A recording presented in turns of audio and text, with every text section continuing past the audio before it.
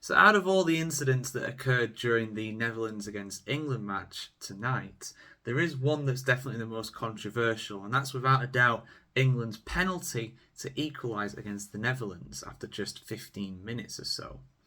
So let's walk through what happens. Now, I am totally aware that I'm wearing an England shirt right now. I'm a proud Englishman because not only, my side has gone through to the Euros final, but I'm going to try and look at this as impartially as I can because it's definitely something that's going to be raging. And I imagine the Dutch media are going to be fuming at this.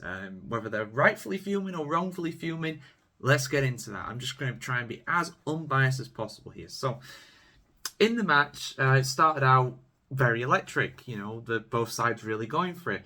And it was the Netherlands who stole the ball with about 7 minutes gone from Declan Rice. Xavi Simons got the ball, headed it into the top corner, incredible strike for him, putting the Netherlands 1-0 up early on in the game. Then it was up to England to try and go up the other end and try and equalise. Now, what happened here on 15 minutes, and I've just got the incident in front of me here, so I'm just going to watch it, just to go over it one more time, just like all the VAR people did.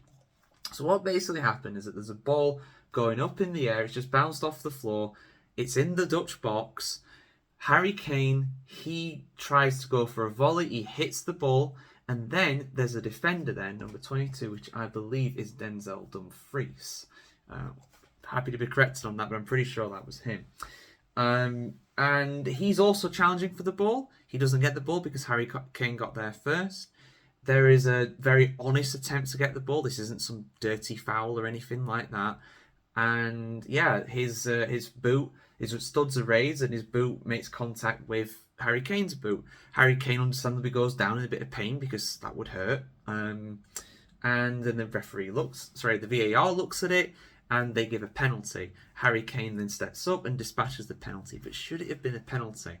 Well, this is really tough. This is really, really tough. And I think with the letter of the law, with being followed to by the absolute, to the strictest amount, to the strictest kind of regimen with that, it is a penalty. It is a penalty. The defender has made contact and fouled the attacker in the box. And Ian Wright on the ITV coverage here in the UK very rightfully said, if that happens anywhere else on the pitch, it's a free kick. And I think he's absolutely right. However, Gary Neville, also on the ITV coverage, said that, Dumfries has every, opportunity to actually go for the ball and he should be able to do that. That was an honest attempt to get the ball. He didn't get the ball, but he tried to do it. This wasn't some dirty foul, like I said before. But the problem is then, and I think something that's not really been picked up about much is that we haven't really spoke about VAR too much during this tournament. I mean, we have spoke about it. There have been some questionable incidents, usually involving Premier League referees. It's funny that, isn't it? It's almost like the officials are flawed rather than the system. Imagine that. But in all seriousness, VAR is brought in to clear up clear and obvious errors. And if I'm being totally honest, I don't think that's a clear and obvious error. I don't think you can say with 100% certainty that is a penalty. You can probably say with 70, 60% maybe kind of certainty that that's a penalty. And I'm not sure that VAR should be getting involved with that. Yes, it's an incident in the box.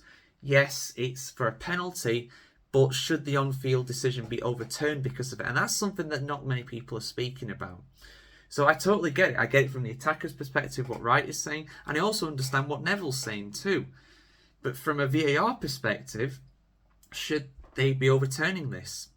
I'd probably say no. And I tell you what, if roles were reversed, like I said in my 5 things review as well, like I said that, if the roles were reversed and this was Gakpo going for a shot in the England box and he was blocked by Gehi and Gehi gets a penalty given against England for that, I would be absolutely livid.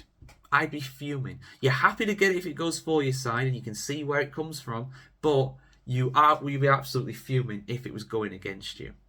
So that's my take on it. Let us know in the comments below what you think as well, guys. Of course, it's a very interesting incident.